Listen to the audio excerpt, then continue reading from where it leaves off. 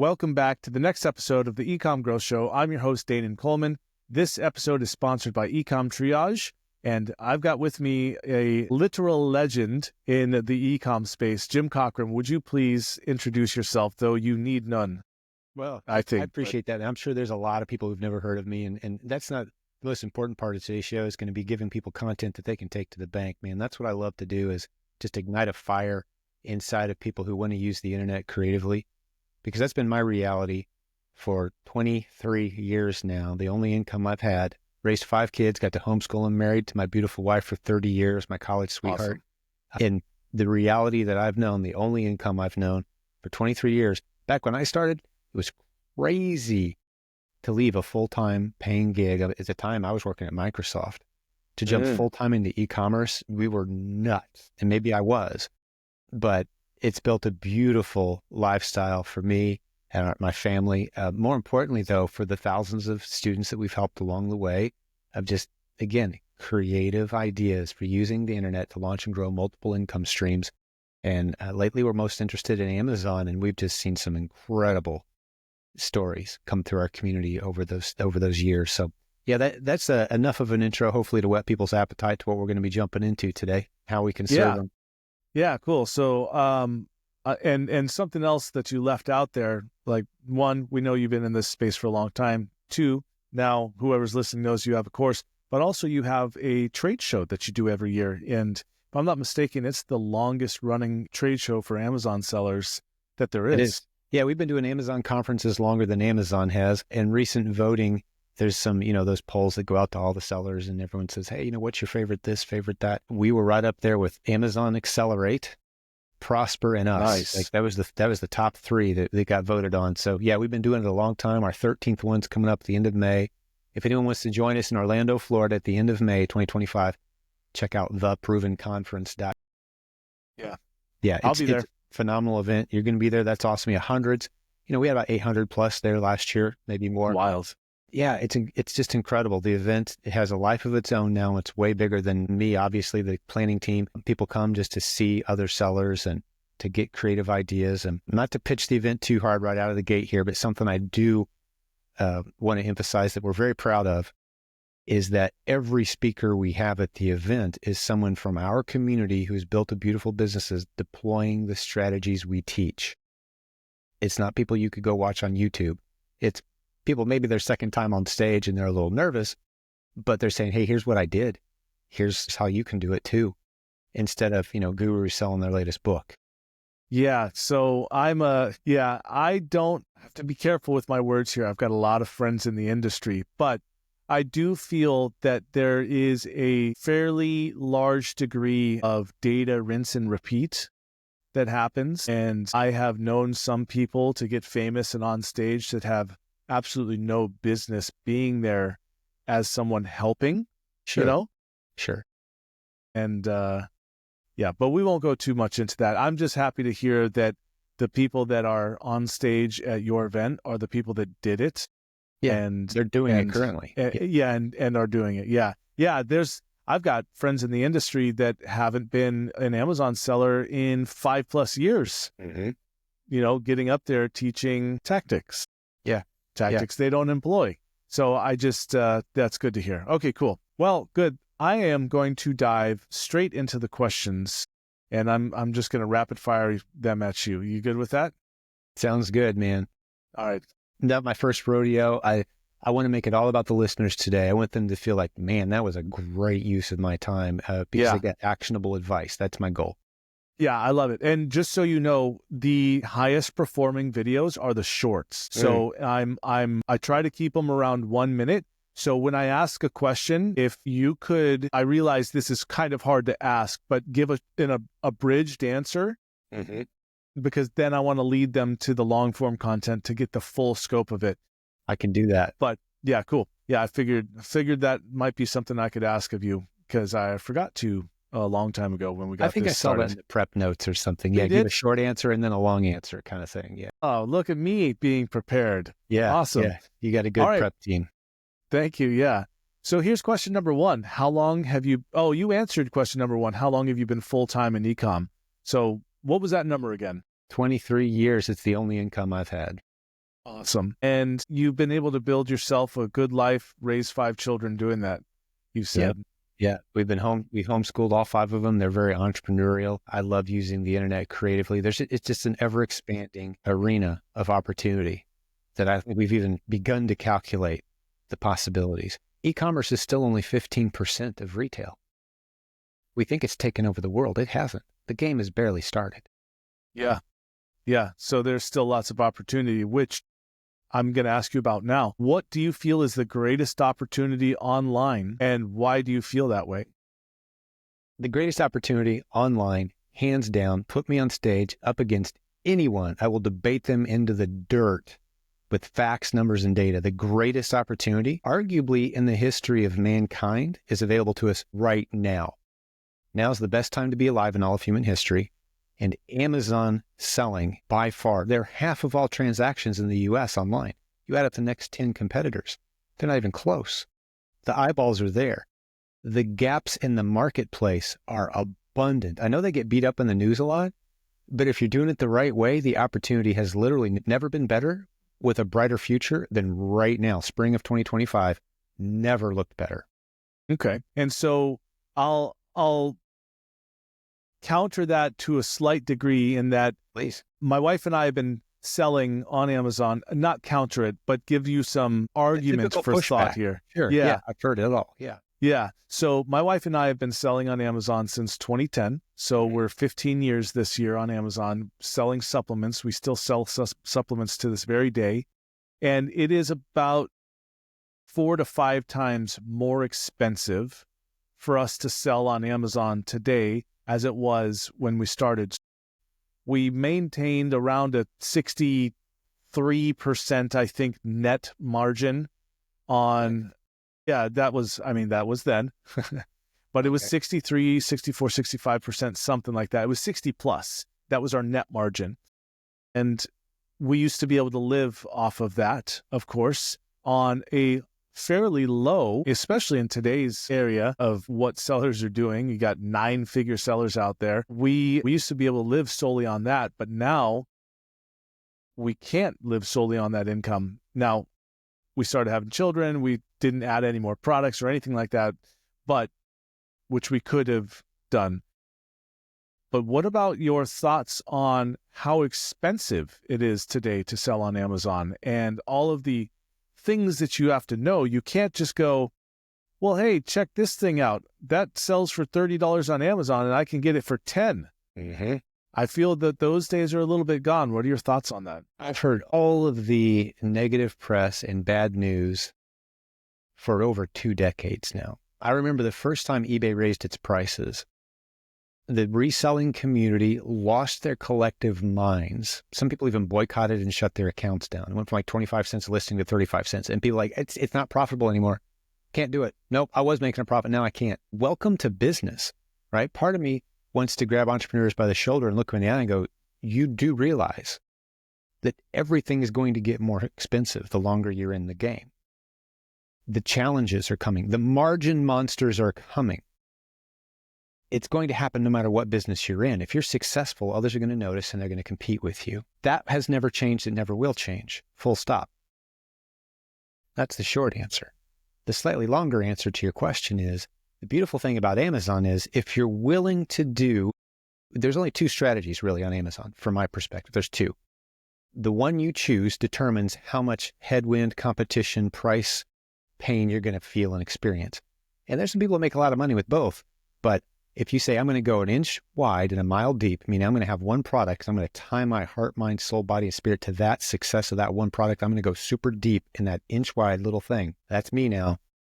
You're going to experience that because if it works, you're going to have competition. Uh-huh. The other way to do Amazon or e-commerce for that matter in general is to go inch deep, mile wide. And you'll go a little deeper on some of those niche markets, but multiple streams of income starts to mean something to you, right? Yes. So what's that mean? Inch deep, mile wide means I'm going to do a little of this, a little of that. If it works, I'm going to go a little deeper, but I'm never going to go all in on one thing, right? Unless my intent is to get in, get out, sell it at its peak, right? So that starts to answer your question, hopefully, of The two different strategies, and I can go deeper on both of them. And I've seen tremendous success stories on both. But when someone says, well, the expenses are starting to really add up on Amazon, I know who's paying for all of it. Your customer is. Every tax, every fee, every new policy change, every shipping change, every UPS rate change. The customers on the other end are the ones paying for all of that, not the sellers. Now, we may get the bill, but it's pushed into our product prices. So you've got to maintain your competitive level above the others doing the same thing that you're doing if you're going to be in that inch wide, mile deep channel, which I don't recommend for new sellers ever because it's brutal. Okay. All right. So that's an important statement. So one more time, say that one more time.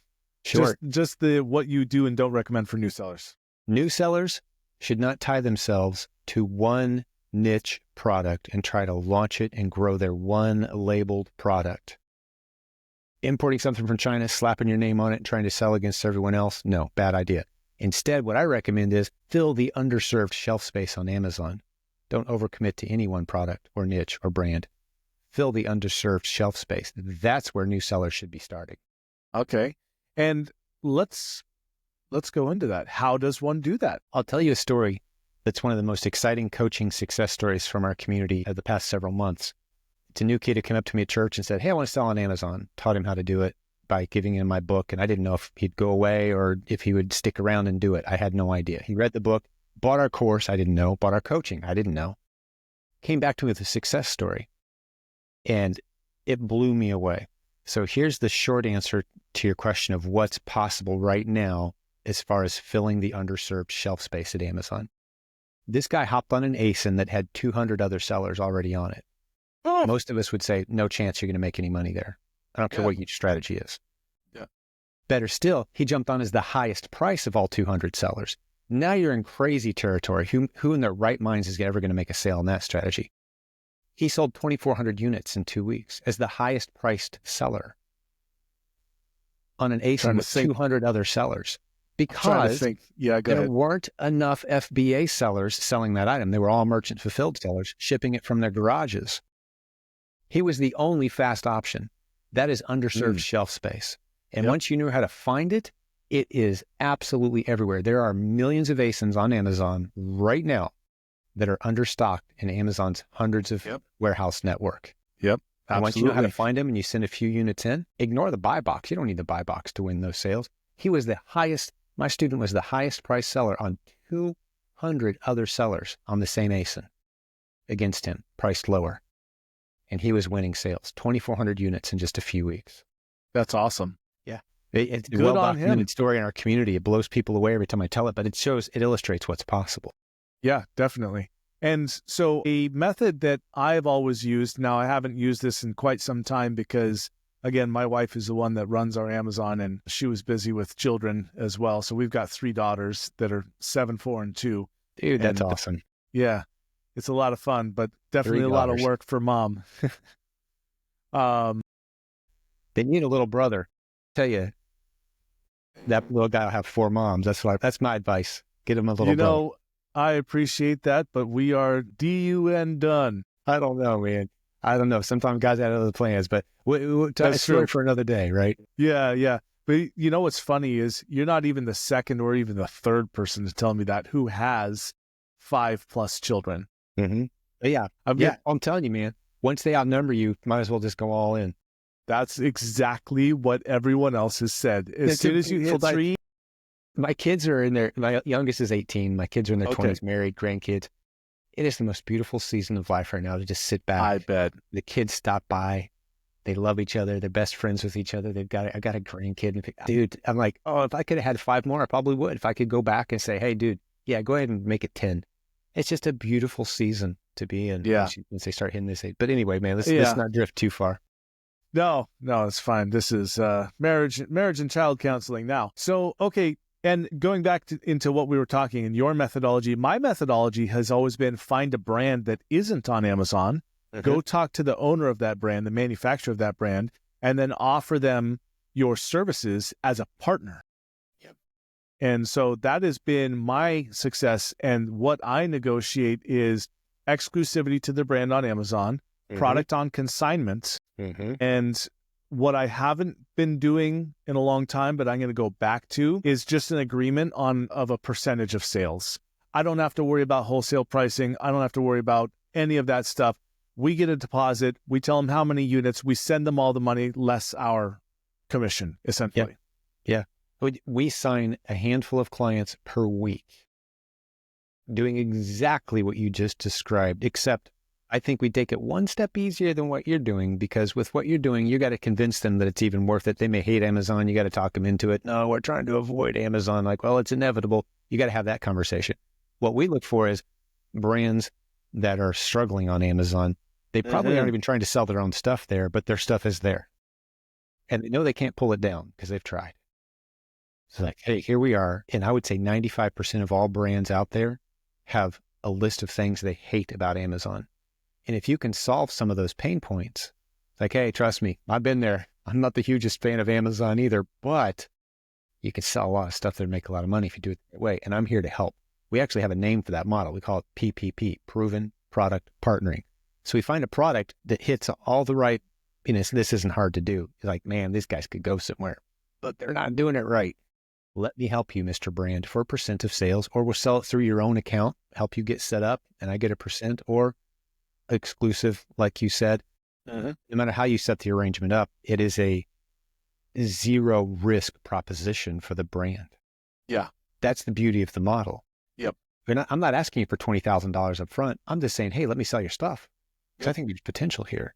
Yep. And then you've got, like you said, the exclusive, or you help them set up their account. And sometimes we do charge up front, but we've got massive brands, household name brands that we've done this with, because you look at their listings on Amazon and it's a disaster. Absolutely. It is everywhere. Everywhere. Yeah. There was, at one point, have you heard of Joy Soap? Tell me they're a client of yours. Oh, like the dish soap? Yeah, the dish soap. Well, I'll tell you, my grandpa carried around a picture in his wallet forever. This is going to date me, back when we carried pictures. And it was a liquid joy in a bottle, and liquid pride. And he'd always go up to people like, hey, you want to see my pride and joy? Flip out that picture. So nice. All right. It tells you how old I am. That's my grandpa. That's the grandpa jokes.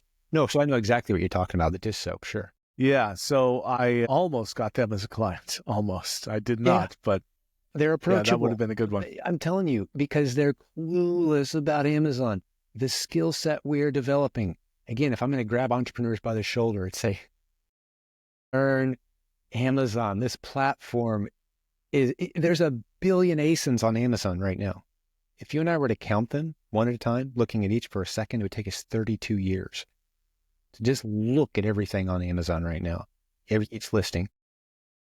Which blows my mind when you think each of those listings could have multiple sellers on it, right? I mean, and that catalog is expanding. They're half of all e-commerce. E-commerce is the fastest growing economic sector in the United States by far. Nothing else is close. And it's still only 15% of our economy. Wild. The opportunity is beyond massive. So one of the more frustrating things I hear in our industry is that's not as good as it used to be. It never will be. That just means it's changing, but it's growing, and the opportunity is expanding. And that is without question. Yeah, I say this to people a lot, I think, and I am a shining example of this, is evolve with the future or die in the past.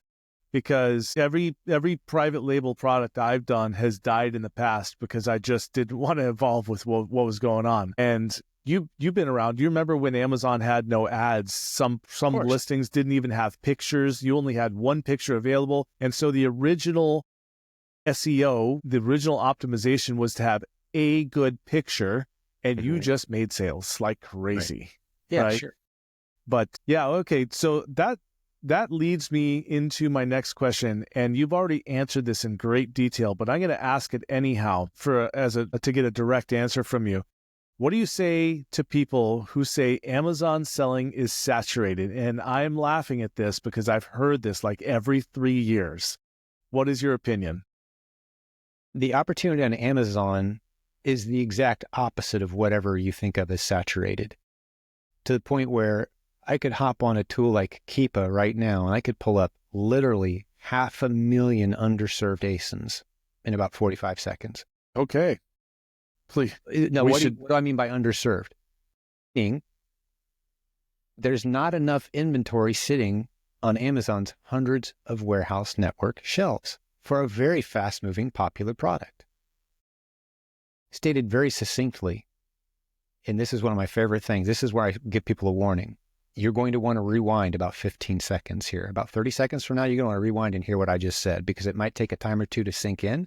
But once you grasp this single, simple statement, welcome to the world of realizing that Amazon is the opposite of saturated. It is actually so wide open, it's insane to contemplate. I thought you were about to say, welcome to the world of opportunity. In fact, I was hoping you were going to say that, but you did, basically. Stated more succinctly, exactly. Yeah, I just lost Jim. Perfect timing, huh? Can you still hear me? If you still got me? Okay. All right. I'm back. I was a little paused. I got you back now. Yeah. Yeah, so we should be good. I think it was me. Anyway, here's the statement. Today on Amazon, millions of shoppers will pay far less money than they were willing to pay for items that will arrive on their front steps at a later point in time than they wish they could get them. Say that one more time, please. You need to hear it twice. Some people need to hear it 3 times, but by the time this statement sinks in, you will begin to realize the untapped opportunity. Today, millions of people will shop on Amazon and pay far less than they were willing to for items that will arrive far later than they wish they could receive them. That gap is billions and billions of dollars of opportunity. And I already illustrated it with the guy that was the highest price seller among 200 sellers.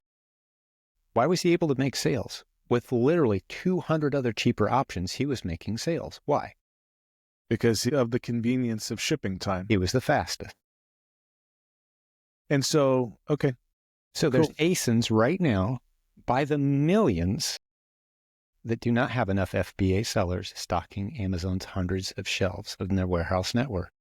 And now I have to ask you, how does one tap into those ASINs? I suspect you have some sort of system in place. Well, that's one of the dozens of strategies that we train on. But it is one of the more eye-opening and abundance-minded strategies that just blows people away when they first see it. And some people stick right there, and that's great. But there's all kinds of ways to win on Amazon. But with this one, you're familiar with Keepa, correct? The tool? Sure. Yep.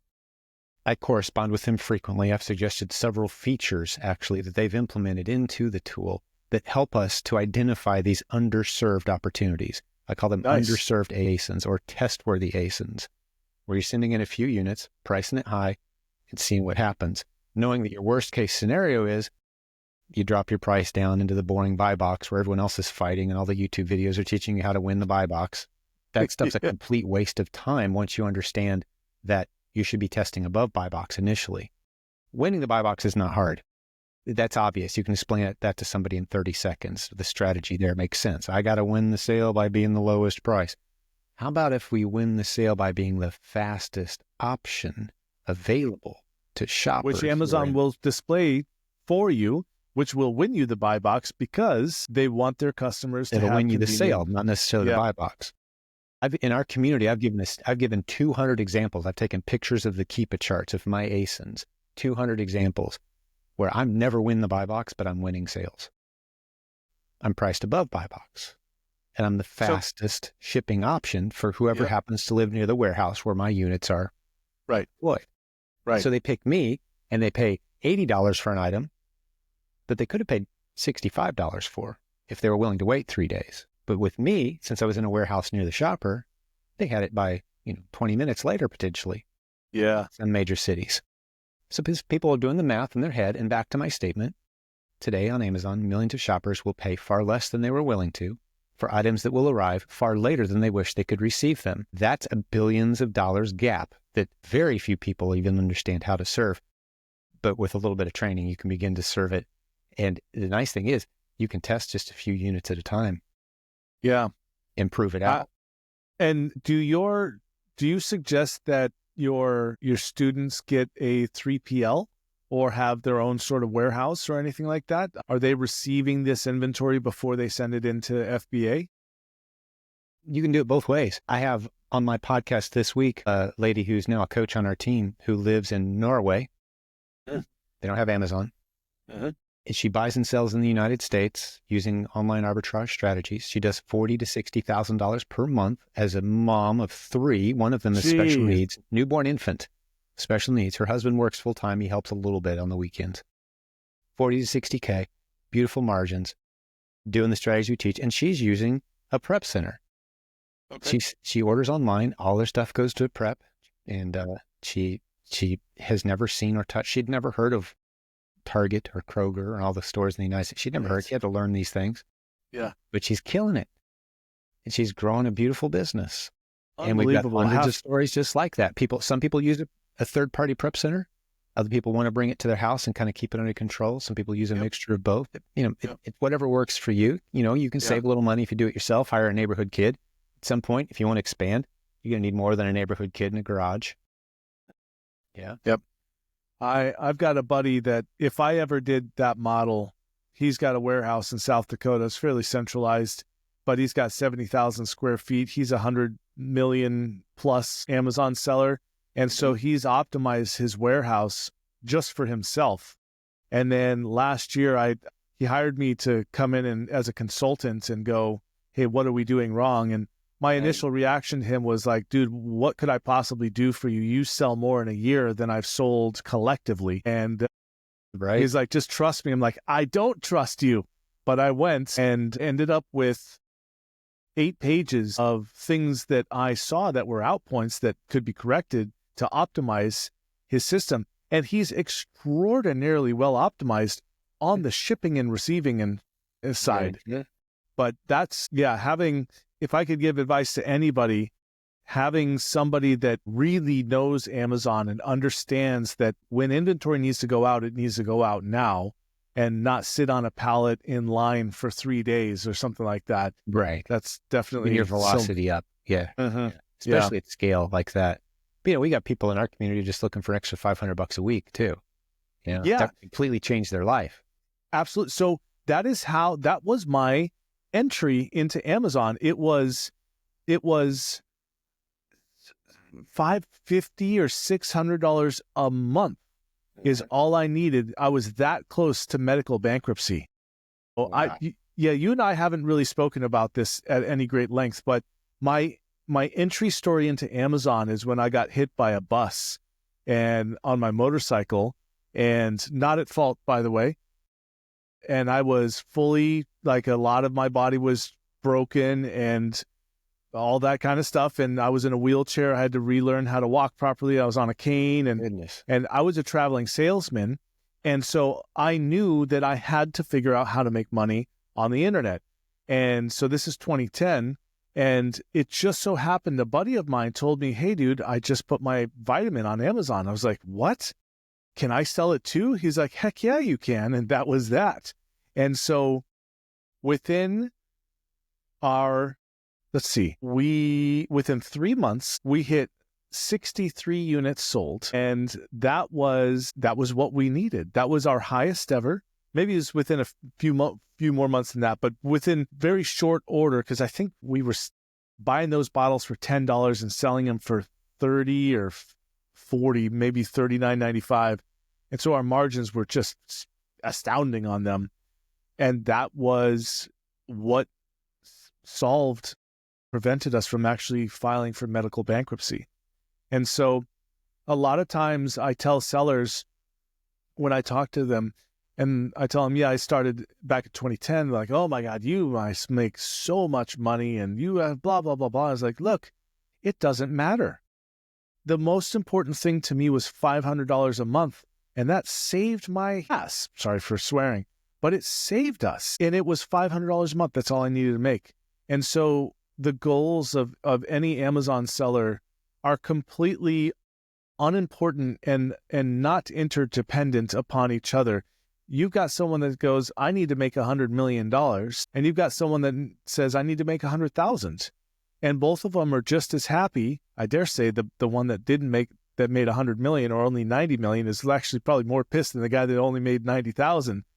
But I tell sellers all the time, like, it doesn't matter what somebody else makes. Just network, learn what you need to do, and then go after your goals. Because if you set your sights on a mountain, that's unobtainable because it's on another planet, you'll never get there because you don't have a spaceship.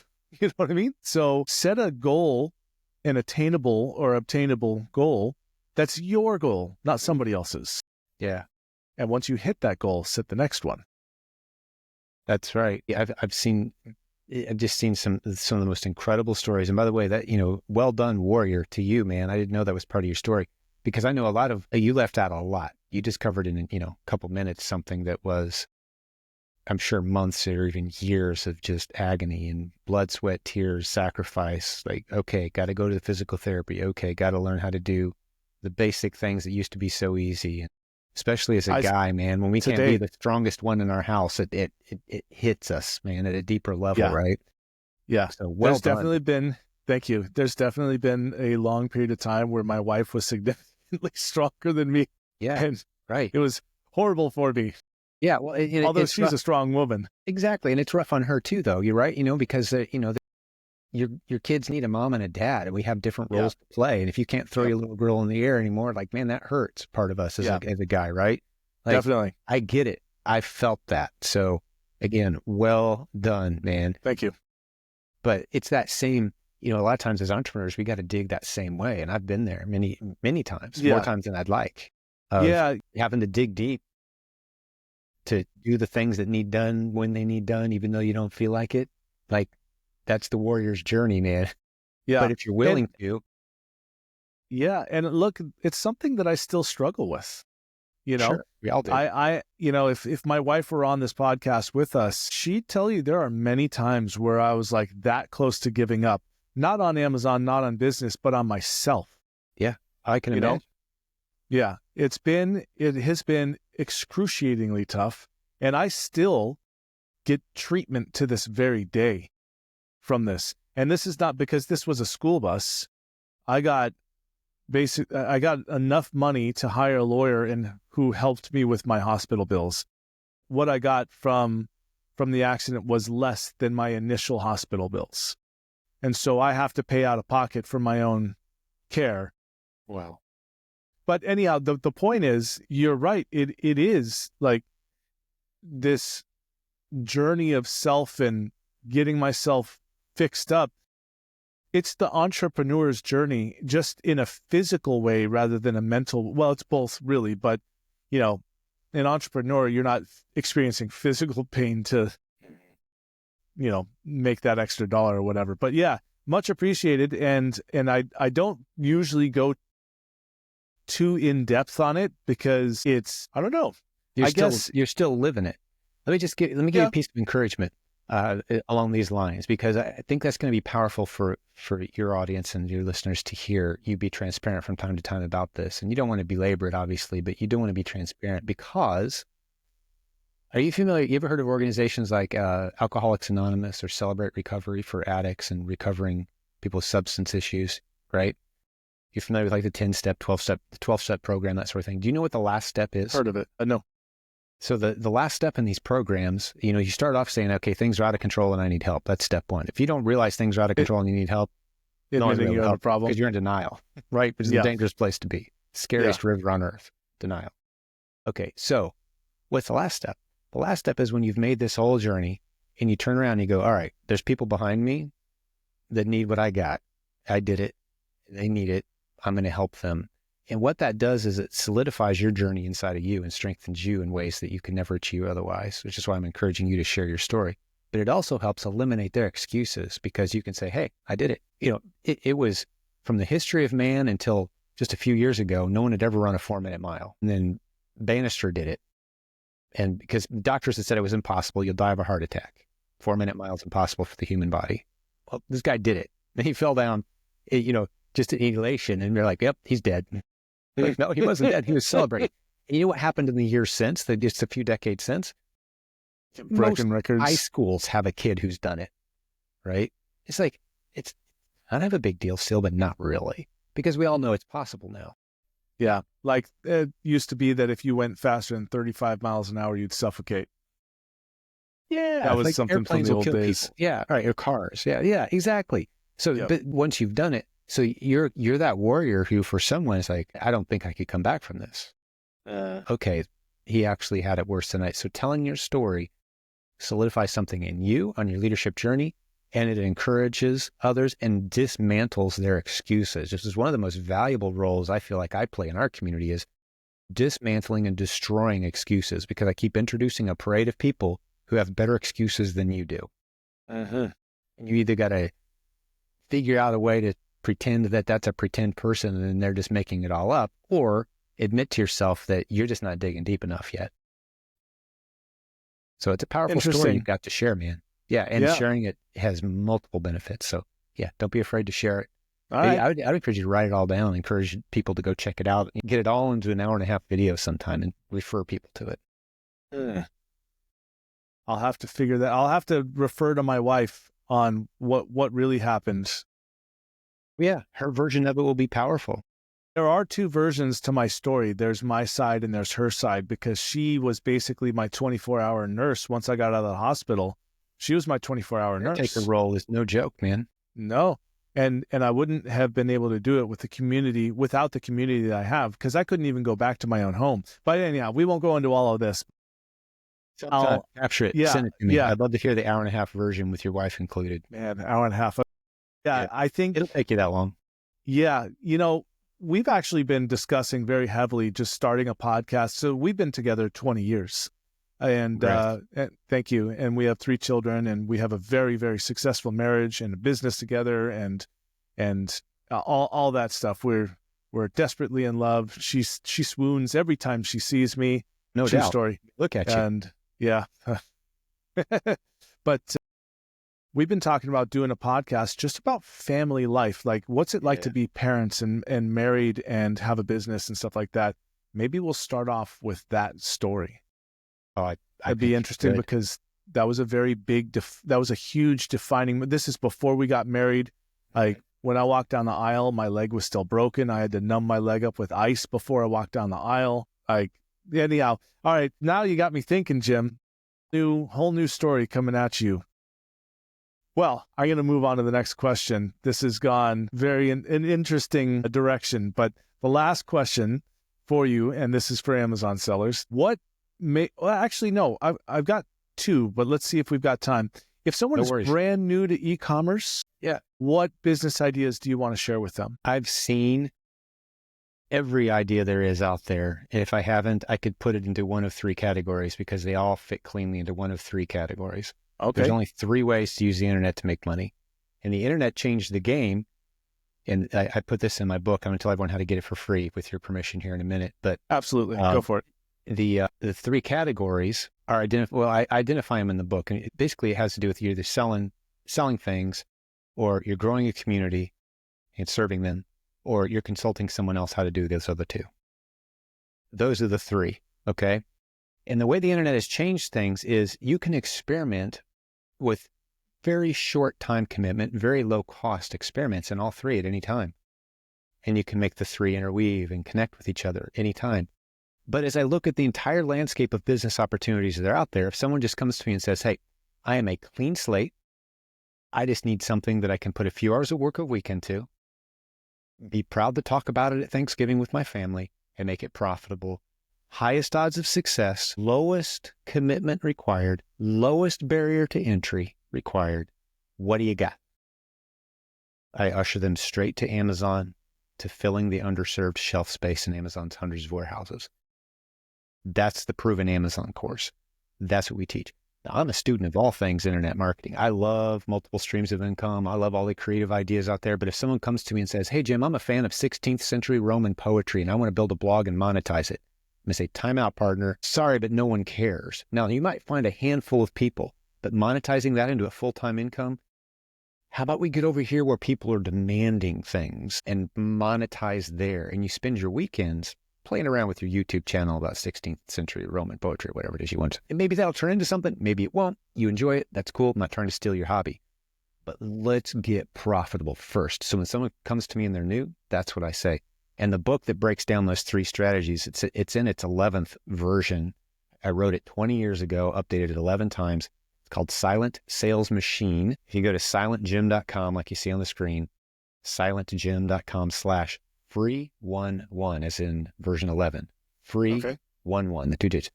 Completely free download, no obligation, anything. You can get it by text if you want, say stop or unsubscribe, whatever. Just get you that book. That's where I break down the three different models. And we've seen all kinds of incredible success stories from all kinds of different strategies, but the low-hanging fruit is Amazon. No question in my mind right now. That's where I've sent friends, family, old college buddies that reach out to me. It's wide open and growing faster than we can keep up with. What's interesting is I actually have that employed right now. I have a couple of communities. One of them is in the off-road space. Well, they're both in the off-road space. One's motorcycle and one is 4x4. And I've got a YouTube channel that, and I've got sponsors and that kind of stuff. But it's not a money maker for me. It is, however, little pro tip here, not giving business advice. I'm only telling you what I did. But my Land Rover, my channel, all that stuff is a part of my company so that I can expense all of my stuff. Yeah. And then any adventure products that I sell, which I do, my big thing is handmade knives right now. That is part of the business too. So when I go to these off-road expos and I go on these camping trips, I bring a knife, I take photos, and stuff like that. So, my dry cleaning bill is part of my business expense because the stuff I wear on the podcast needs to look decent, right? Not that it always does, but if I'm wearing something nice, it probably came from the dry cleaner, and that's why, right? So there's little ways that you can kind of deduct expenses. And again, not accounting not advice giving business, by any means, exactly. We're not CPAs, but it allows you to do all kinds of interesting things and not have to pay taxes on it. I love it. Yeah.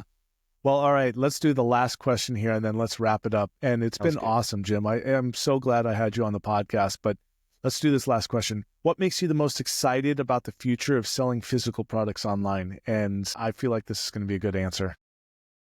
The reason I am as excited right now about the future of selling physical goods online can be illustrated with facts, numbers, and data. E-commerce is only 15% of retail in the United States as of early 2025. You ask average guy on the street, they think it's 70 or 80% of retail. Yeah. It's not. Because you see Amazon trucks everywhere. Like, surely they've taken over the planet, right? No, they haven't. Amazon is about 5% of retail, 5-6%. E-commerce in general is only 15%. And it's growing. In our lifetimes, it's going to go from 15 to 20 to 25 to 30 to 35 in the next decade or two. I think so, yeah. The game has just started, and all government projections of any kind of significance, all projections say it's going to explode. We haven't even started. So you got that. Okay, who's the big player? Amazon. Okay, what opportunities there? Loads. Hundreds of warehouses that are sitting with underserved shelf space in all of them, meaning there's no fast delivery option for even the most popular, easily sourced items. There's items you can go to Walmart right now, walk in, buy 5 of them, sell them for the exact same price that you just charged, or see them on Amazon selling for the exact same price that you just paid, that you mark them up $15, $20, $30, and they'll sell to people who want the item fast. They don't want to get in their car and go to Walmart. They want it delivered on their front porch within 2 hours. Millions of ASINs meet that description. That's why I'm so excited, is because the tools are starting to come on. I mean, just even in the last month, we've had tools and insights into Amazon's data that wasn't available before that prove what I'm saying is 100% true. Awesome. Even the most popular ASINs that have the most sellers on them, you can hop on at a higher price than all of them and make sales. I love it. I love it. Jim, thank you so much for being on the podcast. You really did bring some very good, actionable and valuable data to the listeners. Hi, Mom. Thanks for listening. And Mom, I don't think my audience is quite as large as yours, but once again, I really appreciate it. And I look forward to seeing you in a couple months in Orlando. Yeah, man, let's do it. See you in Orlando at the Proven Conference. If anyone wants to reach out to me, silentjim.com. Love to serve you. And one more time on the book, the silentjim.com/free11, free 11. Awesome. Thanks, Jim. I'll see you soon. Thank you, sir. It was a pleasure. All right. Yep. Bye.